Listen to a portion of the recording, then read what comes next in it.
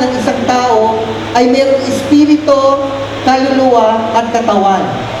So, ang tao ay hindi lang katawan.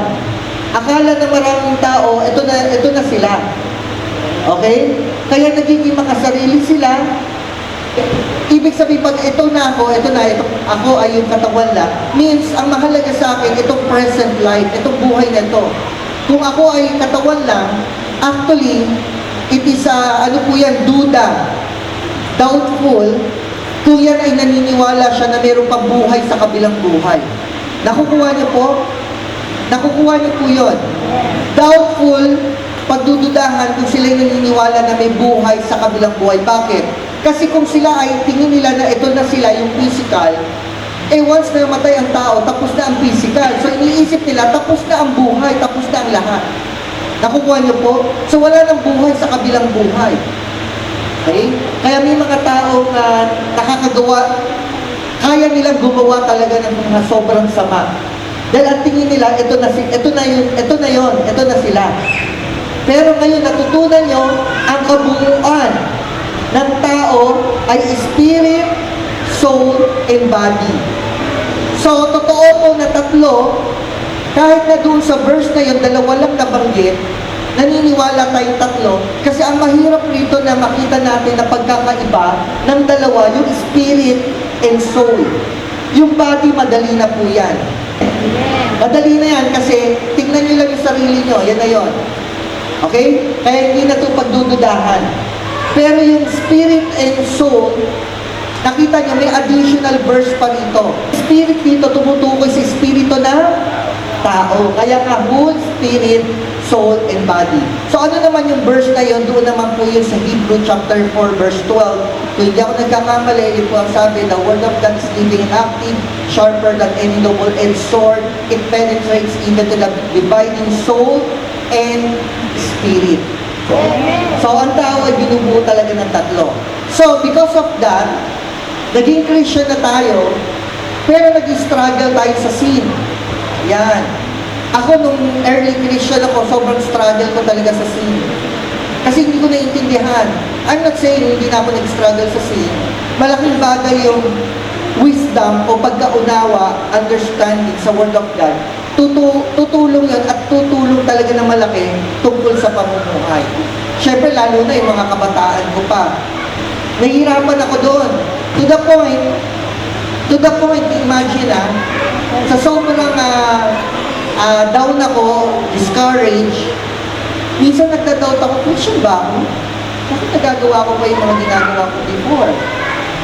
Okay? Nakukuha niyo yung point? Dahil nag-i-struggle nga ako. So, may mga time, tinatanong ko yung sarili ko, Christian ba ako? Bakit nagagawa ko pa rin? Hindi yata ako Christian eh. Okay? So, hindi good yon. Okay? Hindi maganda yon na pagdudahan natin yung ating Christianity. Christian po tayo. Dahil lang nag-i-struggle tayo. Pero dahil dito, spirit, soul, and body, maiintindihan natin. At minsan, ganito pa. Pag sa sobrang ko, parang ganito. Ayaw ko na nga magpatuloy. Kasi, nagigilty ako, nakukondem ako, feeling ko hindi ako Christian. Baka para lang ako nagmamaskara. Sa English, nagmamasquerade. Na ibig sabihin, para ako nagiging hipokrito. So, nakita nyo? So, parang, hindi lang na Christian ba ako, or andun na parang gusto ko na lumipap. Kasi alam ko naman, hindi naman makakayanan. Yan. Nakukuha niyo yung point? Nakaka-relate ba ng konti? Okay? Pero ang kailangan lang pala is pagkaalam. Ito parang siyang chain, magkakadikit siya. Okay? Katulad ng spirit and soul, hindi aalis yan sa katawan mo habang buhay ka. Hihiwalay lang yung spirit and soul. Pag namatay na ang tao, hihiwalay na yung katawan. Ito po, babalik sa ala po.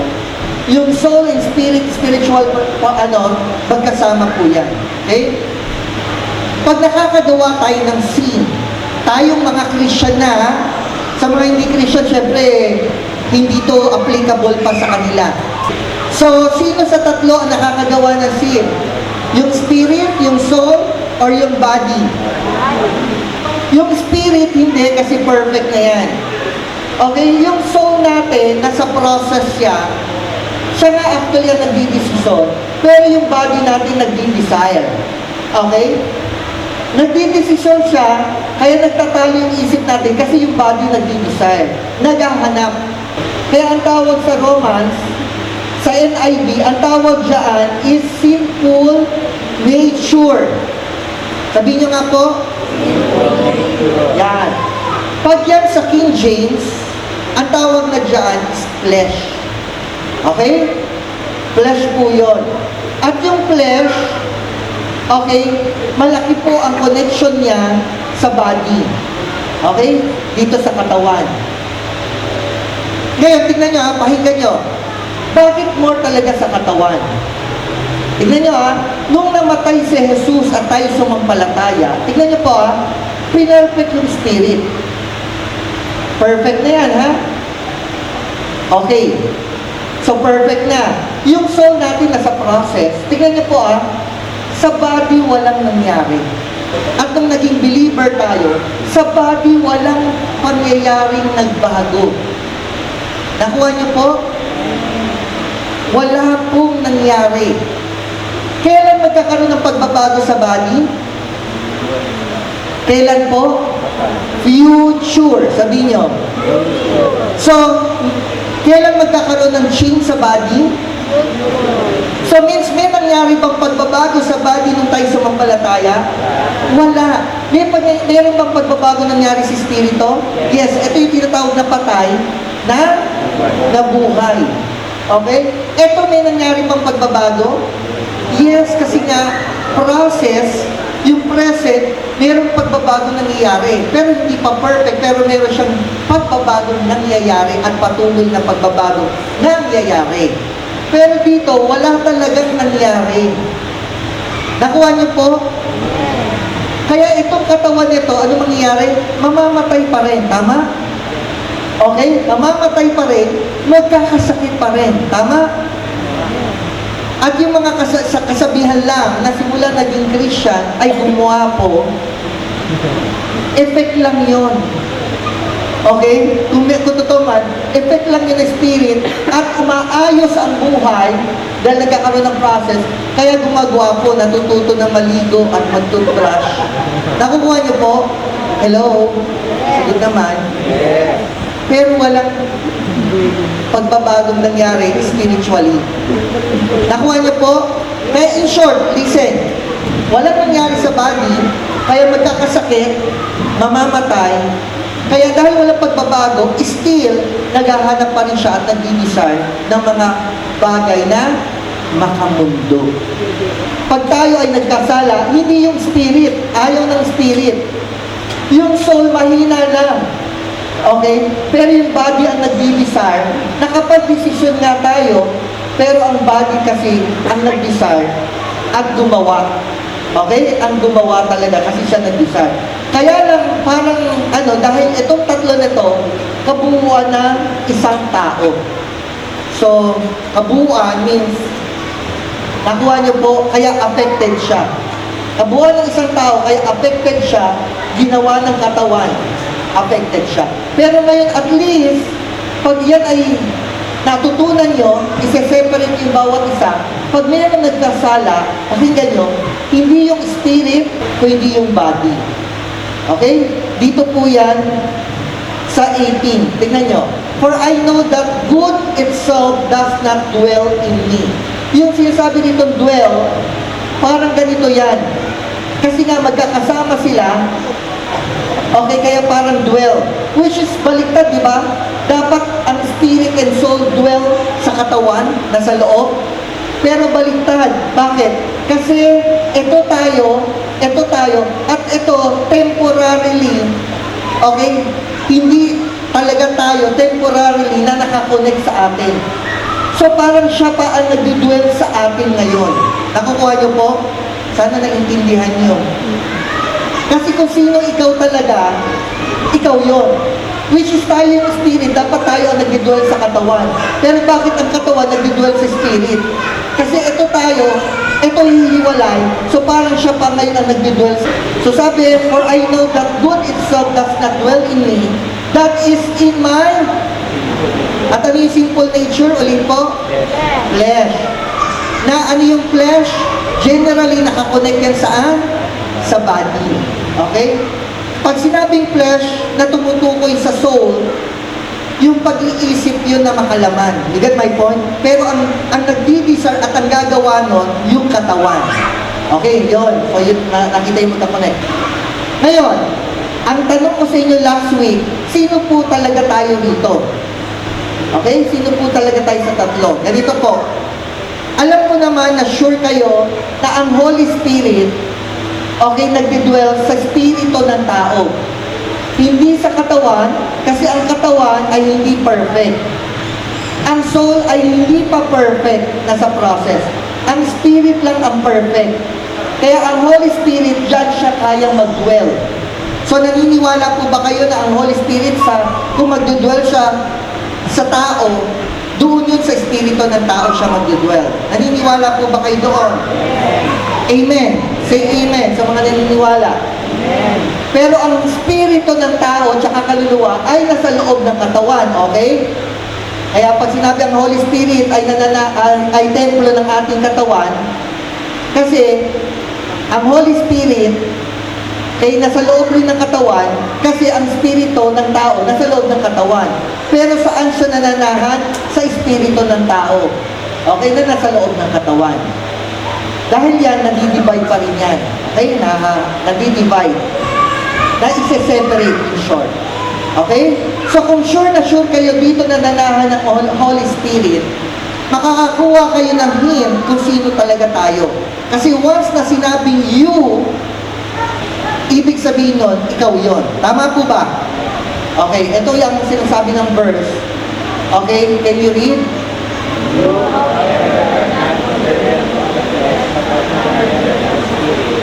Indeed, the Spirit of God lives in you. If anyone does not have the Spirit of Christ, he do not belong to God. Yan, maliwanag ha. Hindi lahat ng tao ay pinapanahanan ng banal na Espiritu. Okay? Kaya nga nandito yung talk. Tingnan nyo ha. Okay? If anyone does not have the Spirit of Christ, which is the Holy Spirit, they do not belong to. So, in Christ na ba yung tao na hindi pa pinapanahanan ng Holy Spirit? Sagot. So, meron bang mga tao na hindi pa pinapanahanan ng Banal na Espiritu? Sagot. So, sino yung mga pinapanahanan na ng Banal na Espiritu? Ang tawag sa kanila sila yung mga believers or Christians. Bakit sila believers? Because they believe in death, burial, and resurrection na ginawa ni Jesus na pagliligtas sa tao na tinatawag na gospel. Amen po ba? Okay. So dito nakuha niyo na. So means may mga taong pinapanahanan ng Banal na Espiritu. Yes. Sabi nito, if indeed the Spirit of God. So, kita niyo naman. Dito naman, Spirit of God, kanina nagpa-pertain yun? Kay God the Father or kay Jesus Christ? Sagot naman po. Pag sinabing, generally sa New Testament, pag sinabing God, kanina tumutukoy? Palakas po? Sa Father, kay God the Father. Amen? Pagkabanggit rito, Spirit of God.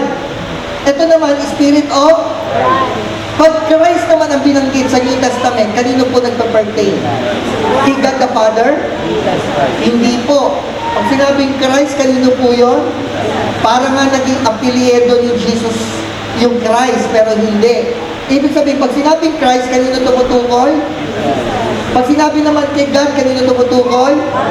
Kaya nga parang yung iba, dahil sa ganon, naniniwala sila sa iba na hindi God si Jesus Christ. Kasi once na pinag-usapan na God kay Father, sa Father yon. Kay Christ naman si Jesus Christ, pero hindi totoo yon. Jesus is God because He is Christ and He is Lord. Okay? Pag Lord naman, tumutukoy niyan, lalo na sa Old Testament, kay God rin yan, the Father. Pero sa New Testament, kay Jesus Christ naman yon. Okay? So anyway, dito makikita niyo Spirit of God. Ano tawag dyan? Holy Spirit yon. Dito naman Spirit of Christ. Ano yon? Holy Spirit din yon. Nakukuha niyo po? Yan. So, saan nananahan yung Holy Spirit? Ang sabi, indeed, the Spirit of God, which is the Spirit of Christ also, the Spirit of God lives in. Saan nananahan ang Holy Spirit? Dito, ano sabi? You. Tama? Okay. Saan nananahan ang Holy Spirit? Sa soul or sa body or sa spirit? So, saan yung tinutukoy na you? So, saan nananahan ang Holy Spirit ngayon? Kuwa? Kuwa po ba? Una, na-identify natin na ang Holy Spirit, okay, ay hindi kayang manahan sa hindi perfect. At ang tao ay binubuo ng tatlo, body, soul, and spirit. At ang pinerfect ni God sa atin ay spirit. Kaya nga, when we die, we will go to heaven. Kasi perfect na yun. Okay? Kaya yung Holy Spirit nanahan sa espiritu ng tao. Ang ngayon ang tanong, sino tayo doon? Nakakuha tayo ng hint or ng kasagutan na ang Holy Spirit ay nananahan sa you, which is ikaw. So ngayon ang tanong, sino yung tunay na ikaw when we die? Sino yung tunay na ikaw na haharap sa Diyos? Sagot po? Okay. So ano yung soul? Yung soul is, tawag dyan yung soul, pero kabuuan niya ng mind, emotion, and will. Nakukuha niyo po? Kaya yung espiritu ng tao, dahil meron siyang soul, kaya yung espiritu ng tao, meron siyang mind, emotion, and will. We are created in the image of God. Pag sinabi created in the image of God, anong ibig sabihin yan? Image ba sa itsura physically? Sagot? Hindi. Hindi tayo nasa image ni God physically. Kasi iba-iba nga itsura natin physically. Saan tayo na sinabi we are created in God's image? Pakinggan nyo, God is Spirit. So ano daw si God? Spirit. And we are created in the image of God.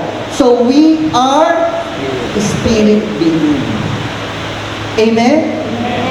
Na merong soul, ano yung soul? Mind, emotion, and will, na nakatira saan? Sa body, sa katawan. So na-identify nyo na ngayon kung sino talaga kayo. Sino po talaga kayo? Spirit. So kung sino talaga kayo, pagbibigyan nyo yung sarili nyo na talagang kayo. Nakuha nyo po?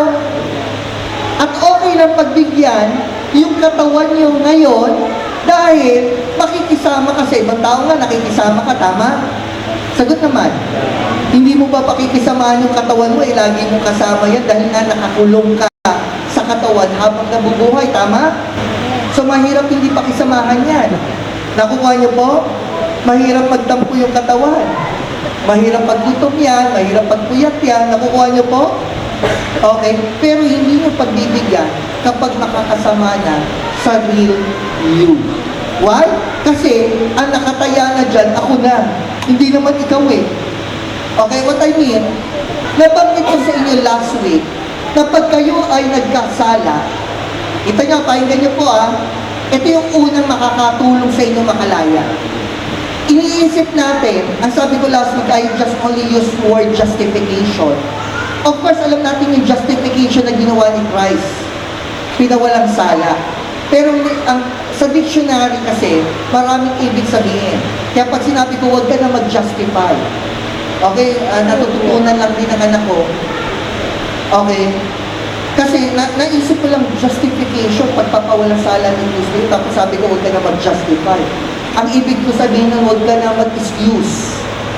Pag tinignan nyo sa dictionary, may ganun. Nakukuha nyo po? So, hindi justification or hindi excuses. Baka mamali yung kasi yung justification ginawa ni Christ, di ba? And I'm saying na huwag ka na mag-justify.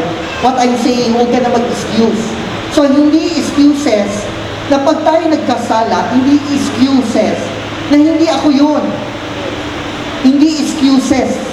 Okay? Hindi ka gumagamit ng alibi na hindi ako yun. Katawan ko yun hindi ako yun. Hindi excuses, hindi totoo yun. Okay? parang feeling nyo, hindi yun, kasi magiging excuses ko yun. Hindi. Kailangan mo tanggapin yun para once na tinanggap yung katotohanan, makakatulong sa'yo. Okay? Makakatulong sa'yo na hindi ka mag-guilt. Ayan nga yung pangit pag walang guilt. Na hindi ka makondemn kasi mas lalo kang mapaparalyze. Nakukuha niyo po, mas wala kang magagawa when you are paralyzed. Imagine, before, ang sabi ko pa nga, gusto ko nang give up kasi ang tingin ko sarili ko, hypocritoplastic, nakamaskara. Kasi bakit, hindi ko na dapat ito ginagawa, pero bakit ko pa nagagawa? Hanggang naiintindihan ko ngayon yung kabuuan ng tao at mga bagay-bagay. Na meron lang struggle talaga na labanan between spirit and flesh. Okay? Kasi meron tayong body, tsaka meron spirit, at yung body natin hindi pa perfect. Okay? So, saan nakasulat na pag tayo nagkasala, hindi tayo yun. Okay? So, dalawang verse. Etong dalawang verse. Tingnan nyo, as it is. Tama. Tingnan nyo. It is no longer I myself. Napakaliwanag, no? It is no longer I myself who do it. Alin? Yung sin. Yung ayaw niya. At sino daw? Bakit? Pero, it is sin living in me. Sa verse 18, sino nga yung sin living in me? 18, simple nature. Na tinatawag na? Flesh. Why? Why yung body natin tinawag na flesh or sinful nature? Why? Kasi itong body nito, walang pagbabagong nangyari nung tumanggap tayo kay Jesus. Still, nasa sin pa rin yung body natin. Nakuha niyo po? Sagot naman.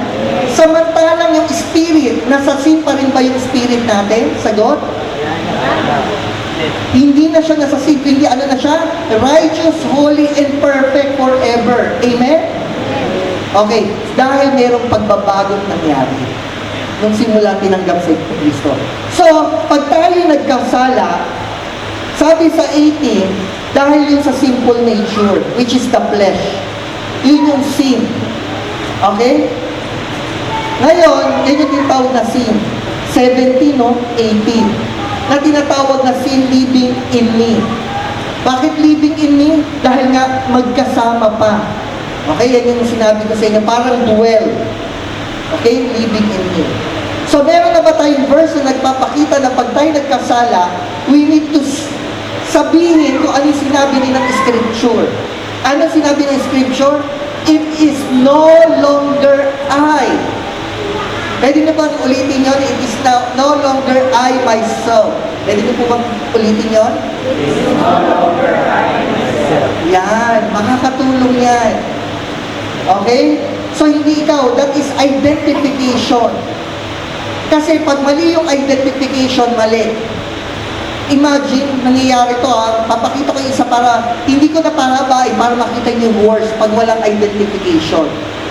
Alam niyo po ba na mayroong napapatay na hindi dapat mamatay?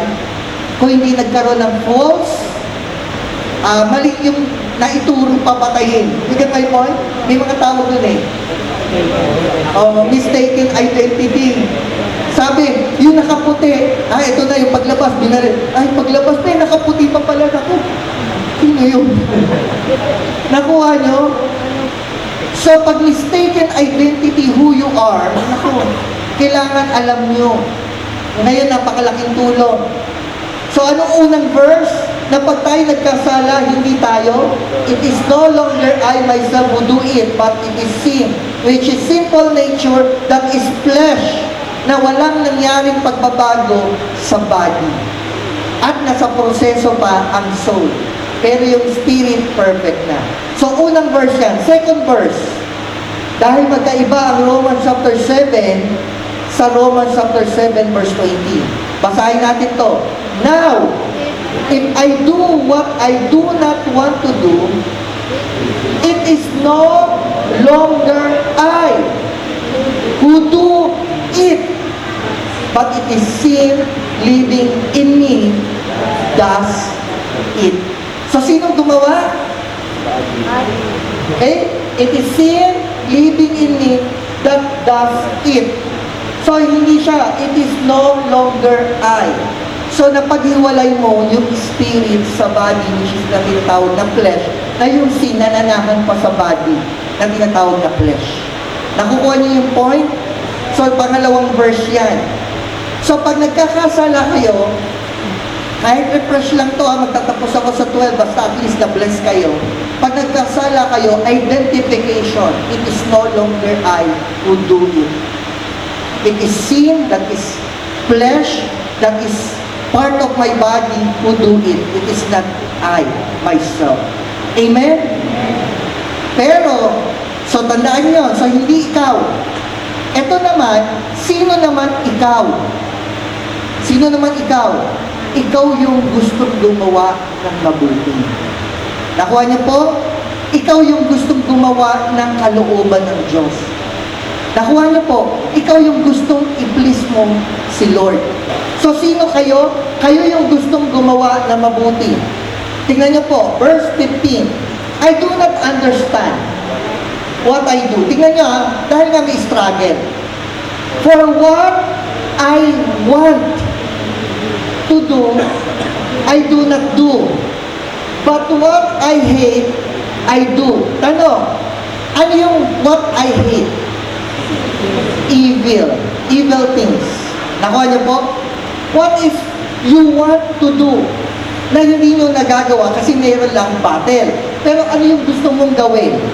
That is good things. Nakuha niyo po? Pero bakit sinabi I? Kasi yun yung flesh na part pa rin sa'yo.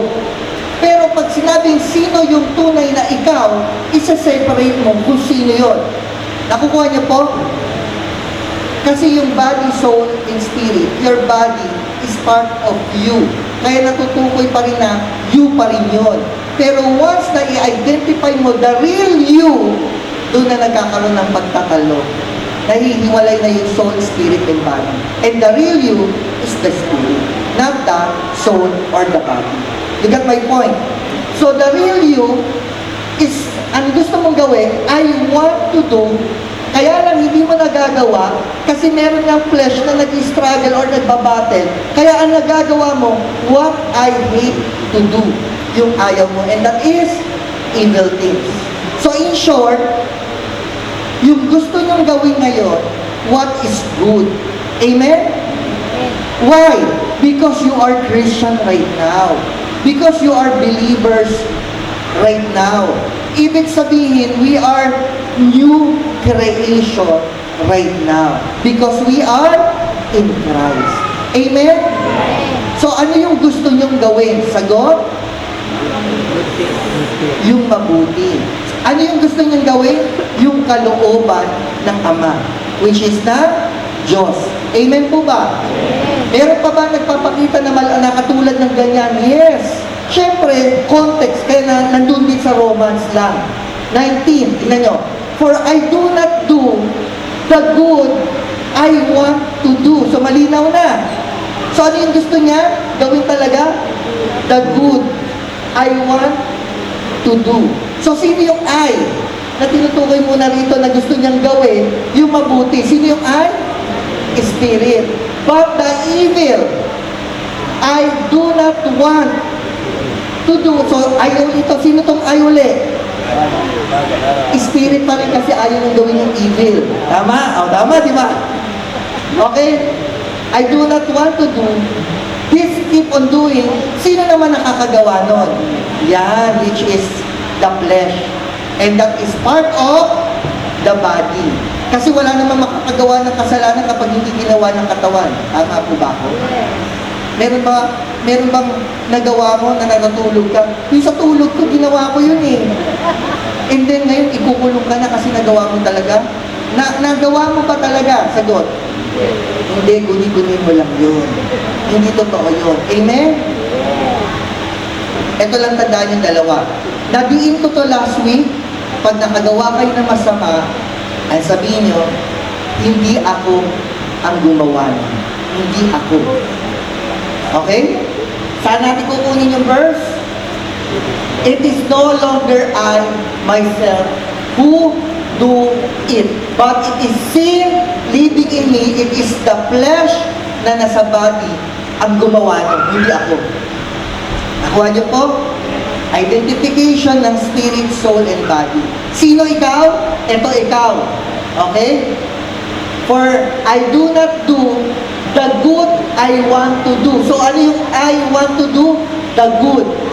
But the evil I do not want to do, yan yung ayaw niya naman gawin, pero nagagawa niya. So makikita nyo, ikaw yung may gustong gawin yung tama. Amen? At ikaw yung ayaw gumawa ng masama. Amen? So tanong, pag-a-attend ng church at nag-i-struggle umattend, sino yung ayaw umattend ng church sa kabuuan ng isang tao? Sagot? Flesh. Na part ng body. Okay? Tama? Flesh yun. Tawag natin flesh. Pero part yun ng body o nasa body yun. Okay? Bakit? Anong gusto ng body? Matulog? Magpahinga? Monday to Friday, trabaho. Sunday, feeling trabaho pa rin. Nakuha niyo po? Ano gusto ng katawan? Kumain. Yan. Anong mga pagkain? Mga chicharon, barbecue, lechon, mga ganyan. Nakuha niyo? Pero anong gusto ng spirit? Sagot? Anong gusto ng spirit? Kumain. Tama? Good ba yun na gawin? Tama po ba yun? Anong gusto ng spirit? Kumain. Tama. Eh, sino kayo talaga sa tatlo? Spirit. Sino gusto gumawa ng mabuti? Spirit. So, sino gusto gumawa ng mabuti? Ikaw talaga. Which is the Spirit. Amen? Okay. Gusto mo umatay ng on time. Pero may struggle, kaya nalilate. Bakit? Sino kalaban? Flesh, why? Ayaw gumising pa ng mas maaga. Tama? Kasi gusto niya pagbigyan yung katawan ng tulog pa. Puyat ka, lalo na puyat ka. So, nakukuha niya yun. So, kayo lagi yung gustong gumawa ng mabuti. Wow, malaking bagay yun. Nakukuha niyo po? Pakinggan niyo hindi to justification. Kahit sa world nangyayari to, once na yung isang tao na masama, naturuan siya na, sabihan siya na naturuan na, hindi ka masamang tao.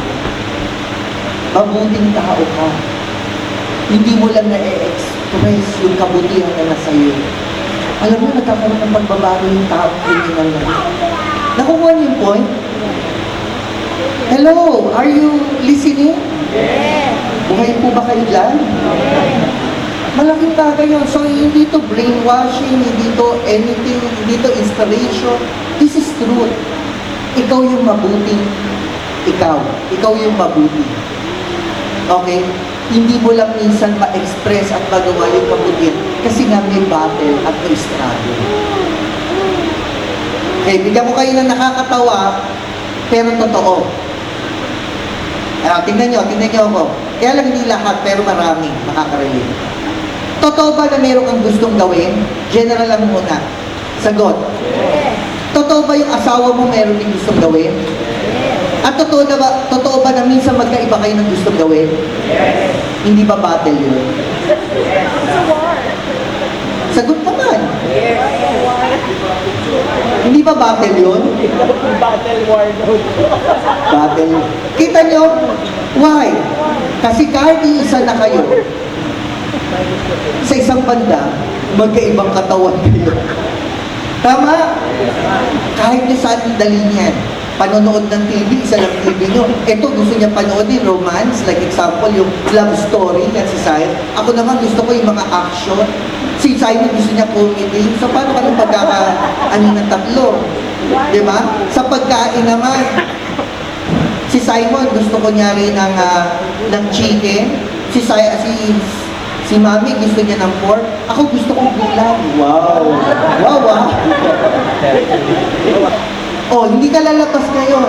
Hindi, lalabas ako. Ano na yan? War yan. Di ba? Yan yung sinasabi ko. Ganyan din tayo tao. Meron tayong spirit, soul, and body. Yung body mo, nag-i-desire na makamundo. Kasi yung katawan mo galing sa mundo.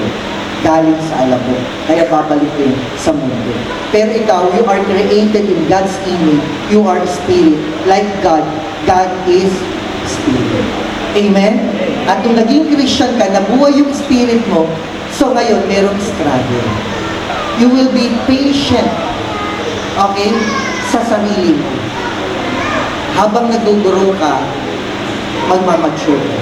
Pero, hindi yung instant na hindi mo na magagawa. Yung mga bagay na ayaw mong gawin. Nakukuha niyo yung point? Nakukuha niyo? So, hindi mo masasabi ngayon sa sarili mo, hipokrito ako. Hindi. Why? Kasi ang hipokrito is ginagawa mo yung bagay na hindi mo gusto gawin. Hipokrito yun. Pero ang totoo, yung gusto mong gawin, yung mabuti. At yung ayaw mong gawin, yung masama, ayaw mo nga, pero yun ang nagagawa mo, you are not hypocrites. You are only in the struggle and battle. Amen? Palakpakan natin si Lord. Wow! Romans chapter 8 verse 1. Can we read?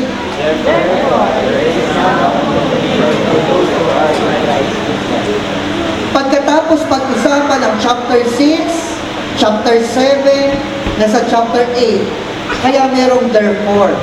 At ito ang totoo, na meron talagang guaranteed and assurance 100% na ang nakikristo ay hindi nahahatulan ng kaparusahan or kapahamakan or especially kaparusahan sa lake of fire.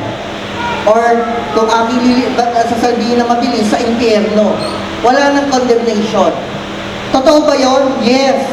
But remember, only those who are in Christ. Tingnan nyo ha. Those who are in Christ Jesus. But the problem is, not all people are already in Christ. Sino yung mga nasa in Christ na? Ito po, balik lang natin Romans 8. If indeed the Spirit of God lives in you, yon period. Okay? And if anyone who does not the Spirit of Christ do not belong to Christ, means yung in Christ, yung Holy Spirit na tinatawag na Spirit of God or Spirit of Christ na Holy Spirit, pag nag-dwell in you, okay, or lives in you, you are already in Christ. Amen? Amen. So, yung talagang nakikristo, wala nang pagkahatol. Means, hindi na mapupunta sa impyerno. And listen sa body of Christ, kahit mga Christian church na, hindi pa rin sila ganun knowledgeable or merong assurance na talagang ang isang taong ligtas ay ligtas na. Kung i-Englishin ko yan, sa iba, kuha na nila. Yung once saved, always saved. Pinagtatalunan pa rin sa body of Christ yan. Kapag ligtas na ba yung tao, ligtas na talaga, hindi na mapupunta sa impyerno, hindi na mawawala ang kaligtasan. Hindi pa ba malinaw sa'yo? Okay? There is now no condemnation for those who are in Christ. Pag naki-Christ ka na talaga, wala nang condemnation. Ngayon, tanong, bakit maraming religion na walang assurance of salvation? Why? At may mga Christianity o Christian church na nagda-doubt sa salvation nila na hindi once saved, always saved. Why? Gusto nyo malaman ang pinakamatinding sagot doon? Pinakamalapit na sagot. Bakit may mga religion, ibang religion may mga hindi kasi totoong church, kaya religion yun. Bakit may mga religion na walang assurance of salvation? Gusto nyo maintindihan yung walang assurance? Pakinggan nyo ako. Kung kung magtatanong ka ng tao, kahit kayo noon, pag tinanong kayo na, pag kayo mamamatay, o ikaw mamamatay, sure ka ba na makakapunta ka sa heaven? Ano ang sagot ng marami?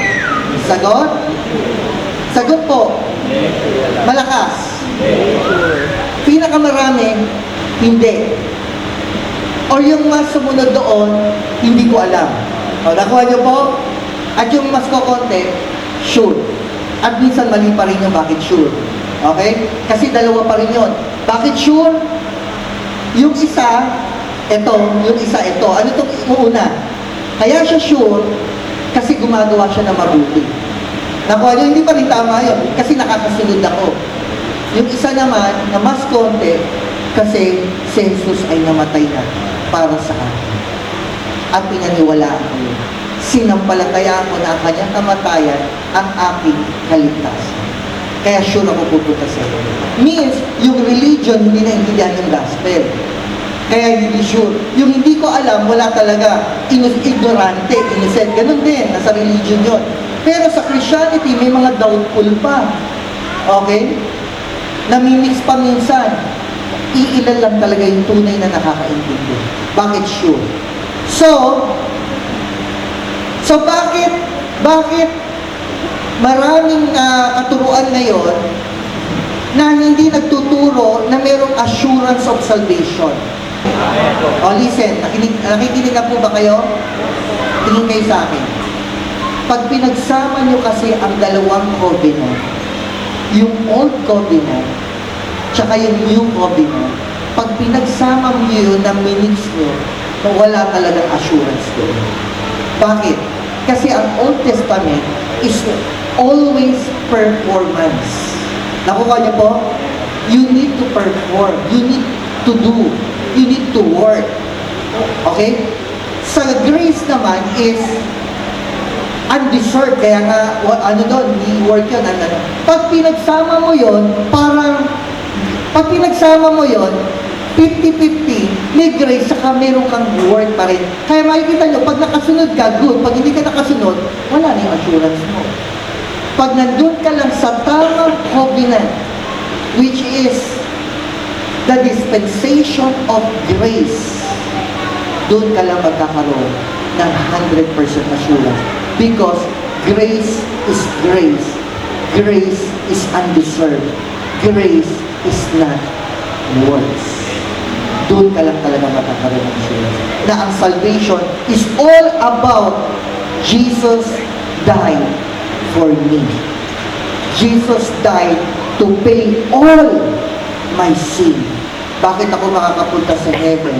It is because sa kanyang ginawa, sa kanyang kamatayan, sa kanyang kabutihan, sa kanyang pag-ibig, sa kanyang biyaya. It's all about grace. And that is only sa New Covenant. Palakpakan po natin si Lord. So alam niyo na ngayon, bakit ang daming religion walang assurance? Totoo yun. Pag tinanong niyo, when you die, are you sure that you will go to heaven? Laging magsasabi niya na, hindi ko alam. Hindi ako sure. At meron magsasabi ng ganito, ang sagot nila ganito, walang nakakaalam. Hello, narinig niyo na yan? Walang nakakaalam niya na malalaman lang natin ang pag namatay na tayo. Ganito, baka naguguluhan kayo. Walang nakakaalam. Sa kanila, sagot nila, walang nakakaalam. Kasi wala silang assurance eh. Pero sa totoo, tayong mga Kristyano, walang nakakaalam sa kaligtasan ng individual na tao dahil hindi ko alam. Hindi ko alam kung tumuloy ba kayo sumampalatay. Pero ikaw mismo, alam mo yan kung ikaw ay nabukas ka sa Ebanghelyo. Dahil alam mo, mayroong nabukas sa'yo. Alam mo, mayroong something na tulong or patay na nagising o nabuhay sa'yo. Nakuha niyo po, alam niyo yan. Pero hindi ko alam. Kaya I cannot judge you. And no one can judge you. Ikaw lang nakakaalam. Pero alam mo yan. Pero hindi namin alam. Pero yung sabihin na walang nakakaalam, hindi totoo yun. Hindi mo lang alam yung daan ng kaligtasan. Kaya nasasabi ng tao, walang nakakaalam kung ligtas ba ang tao. Meron. Tama? Meron. Actually, I can use yung mga sinasabi ni Jesus, pero dahan-dahan ko na rin kayong tinuturuan. Hindi dahil mas mataas si Paul. Hindi po, of course. Paul is only servant of Jesus Christ. But Paul is the servant na chosen vessel na ibinigay sa ating Gentiles. Kasi si Jesus ay nag-i-introduce pa lang noon ng Christianity kasi nandun pa siya sa under law na covenant. Nakukuha niyo po? So I will use the word of Jesus Christ, pero hindi yun direct pa kasi nga, he just only introducing Christianity. Kasi pag sinanay ko kayo na sinanay, may mga salita si Jesus na nasa old covenant pa. Tama? Kaya magkakaroon din kayo ng ang tawag dito, confusion. Sasabihin mo, bakit sinabi ni Jesus to? Di ba? Kunyari, sa pagtuturo ng tithes. Actually, sinabi ni Jesus, tingnan nyo ang mga Pharisee, nagtatithe sila. O sino ba kausap ni Jesus? Mga Jew. Di ba? So, you cannot use that.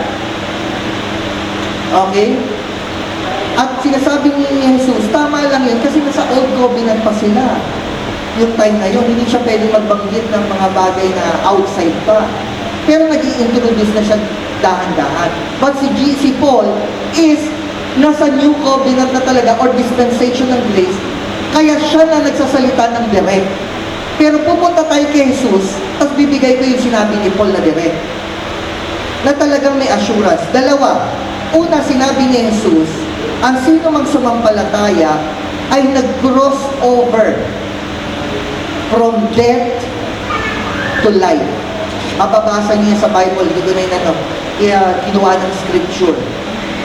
Kaya mababasa niya, ang sino mang sumampalataya, ginamit ka believe.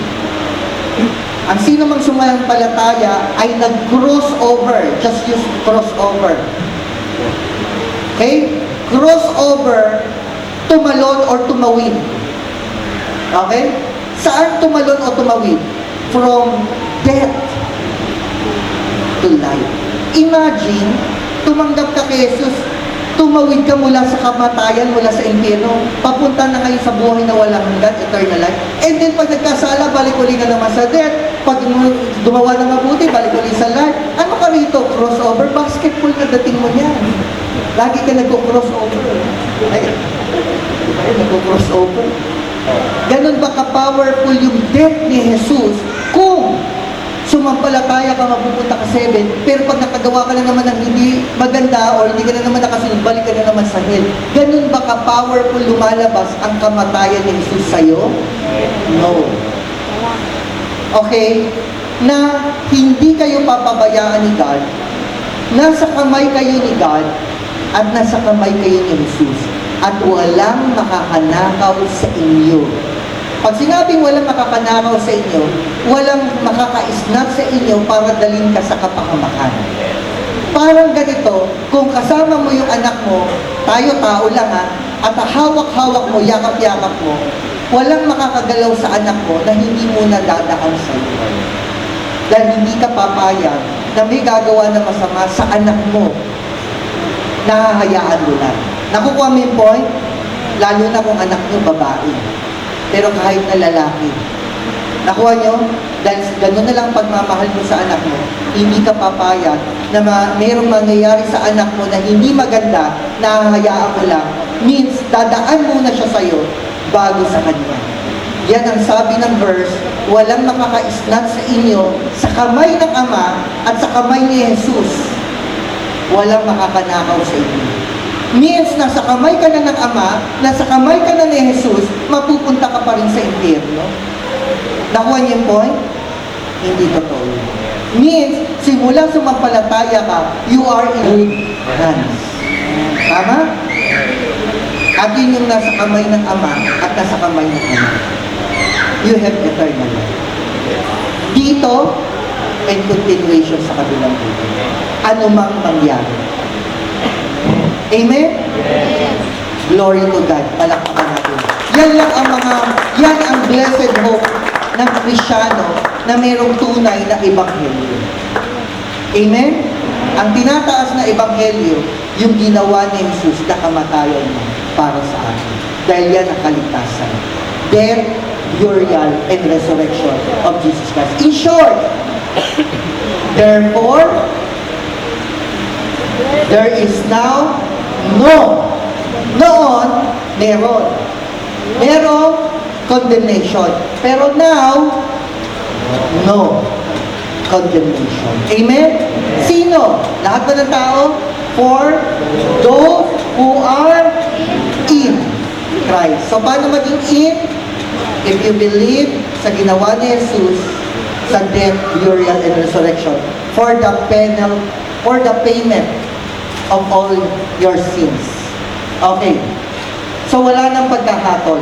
Sa ibang translation lang to, sabi nyo translation. Yan. Pag hindi ka na naman malawak sa pagkaalam, babalik na naman sa law yung isipan. Okay? Why? Kasi dito, who do not walk according to the flesh, parang ang dating dito, may performance. Kailangan hindi ka namumuhay sa layaw o laman. Kung hindi namumuhay saan? Sa espiritu. Bakit ang bilis bumalik agad sa law o performance? Why? Kasi yan ang default natin. Before natin naintindihan yung gospel. At yan yung mas maraming katuruan sa paligid. Nakakuha niyo yung point? At dami kayang religion. You get my point? Tama po ba ako? Pag sinabi religion is not true church. At meron pa mga true church, hindi naman tayo nagmamagaling ha. Sorry po. It is the grace of God na naliwanagan tayo. May mga true church din na hindi pa ganun ka-mature din. Okay, alam niyo yun, tinatag ng full grace. So anyway, ang isip agad nila performance, pero hindi. Ganito lang yan. Di ba nagkama? Sagot naman. Kung ano yung situation ng una, yun ang situation ng pangalawa. Alin? Those who are in Christ. Means if you are already in Christ, you are also, ito yung walk according to the Spirit. Nakuha niyo po? Pag you are in Christ, you are walking to the Spirit. Pag hindi ka pa in Christ, ikaw yung taong nag-walk according saan? Totoo ba? Yes. Why? Kasi ang mga believers lang ang merong Holy Spirit. Kaya may nagli-lead na sa kanya ng Espiritu. Pero hindi ibig sabihin, pag nag-struggle ka at nadadapa, you already walk to the flesh. Nakuha niyo yung point? Kasi sino yung nag-walk ng flesh? Yung talaga nag-walk sa flesh kasi wala pang Spirit. Yun ang natural sa kanya. Walking in the flesh. Kasi wala pang Spirit sa kanya. Amen po ba? Amen. O, naintindihan nyo na. Tingnan nyo ha. Tingnan nyo. Who are in Christ. Who do not walk. So means, sino yung who do not walk? Those who are in Christ. So parehong merong who. Okay? Sino? Yung mga nakikristo. Sino? Yung mga nakikristo na nag-walk sa spirit, hindi sa flesh. Kuha? Kaya talagang totoo, pag tayo nakikristo, we are new creation, hindi na natin pamumuhay ang mamuhay sa kasalanan. But it doesn't mean na hindi tayo nadadapa o napopol sa pagkakasala. May struggle nga, may battle pa. Nakuha niyo po? Pero at least we know and we understand the situation. Amen po ba? Palakpakan natin si Lord. Na in Christ, merong spirito. May nabuhay na. Kaya nag-walk na yan sa Spirit.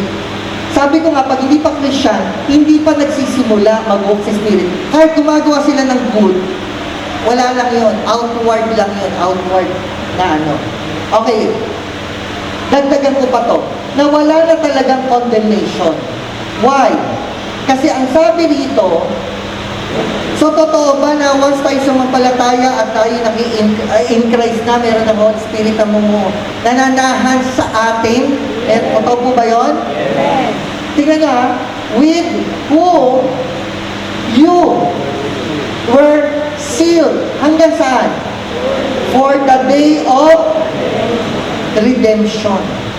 Alam niyo yung pag merong boot at redemption boot, doon mo kinukuha kung may ticket ka, I-claim. So, for the day of redemption, yung tunay na kaganapan na i-change tayo, tama? So, means yung Holy Spirit, nakaselyo tayo. We are protected by the Holy Spirit. Hanggang saan? The day of redemption. Saan to? Rapture. Nakuha niyo po? Nakuha niyo po? Wow! You are so secured. You are so protected. You have confidence and 100% assurance that there is no condemnation for those who are in Christ. Amen? Why? We are sealed by the Holy Spirit hanggang kailan? Hanggang sa araw mismo ng redemption. Kahit nagkakasala, yes, basahin niyo yung verse. Do not grieve the Holy Spirit. Kailan nagigrieve ang Holy Spirit? Pag ang tao gumagawa ng sin, na ang Holy Spirit nasa espiritu ng tao na nasa loob ng katawan at yung katawan gumagawa ng sin, nagigrieve ang Holy Spirit na hindi makaalis sa katawan at hindi makaalis sa banal sa espiritu ng tao. Why? Kasi siya ang selyo. So hindi siya maalis kahit na gumagawa tayo ng masama, kaya nagigrieve. Tama? Pero hindi siya aalis hanggang sa araw ng redemption, which is sa rapture. Ito na lang ang last na tanong at last verse ko, para makita niyo pa rin grace. So sure tayo na ang Holy Spirit nakasilyado. Kahit magkasala tayo, kaya nga siya nagigrieve. Pero hindi siya umaalis, kaya siya nagigrieve. Kasi siya ang selyo natin hanggang sa araw na tayo ay kunin at makasama. At isa doon, rapture, kung buhay pa pa. Ngayon, tanong, paano ma-receive ang Holy Spirit? Para makita natin ang totoong grace. Paano? Paano ma-receive ang Holy Spirit? Paggawa ng mabuti? Pagsunod sa kautusan? Kapag tapat kay God? Lahat yun magaganda. Pero hindi yun. Isa lang. Pakinggan nyo. Pag narinig mo yung Ebanghelyo at pag sinampalatayaan mo yung Ebanghelyo. Ano yung Ebanghelyo? Death, burial, and resurrection na siya'y namatay para bayaran ng kasalanan mo pag sinampalatayaan mo yun. Ano mangyayari? You will be marked. Yan, tatanda mo yung pangalan ni Mark. Okay? You will be marked with a seal. Anong seal yun? And you also were included. Yan yung nagiging in Christ rin. Kailan ako nagiging included in Christ? Ito. And you were also included in Christ when you heard the message of truth. Kailangan truth dahil maraming religion. Ano yung truth? The message of your salvation. Anong ginawa ni Jesus para tayo ligtas? Death, burial, and resurrection. When you, hindi sinabi when you do good works, okay? Nakita niyo pa? When you believe the gospel of salvation na tinatawag na truth, you are included in Christ. Na kailangan nyo marinig. Kaya ang gospel, sinishare. Amen? At sino mga agent? May nag-post hindi masama. May mga bagong agent. Tayo naman, sino mga agent ni Christ? The gospel of your salvation. Tingnan nyo when you believe, tingnan nyo po, you were marked in Him with a anong selyo yan? The promise. At yung Holy Spirit, kailan ano mangyari? Kahit tayo'y madapa, yes, kaya huwag natin siyang i-grieve. Huwag tayong mamuhay sa kasalanan kasi nag-i-grieve siya, pero hindi siya aalis kasi siya ang selyedo mo hanggang sa day of redemption. Palakpakan po natin si Lord. Amen.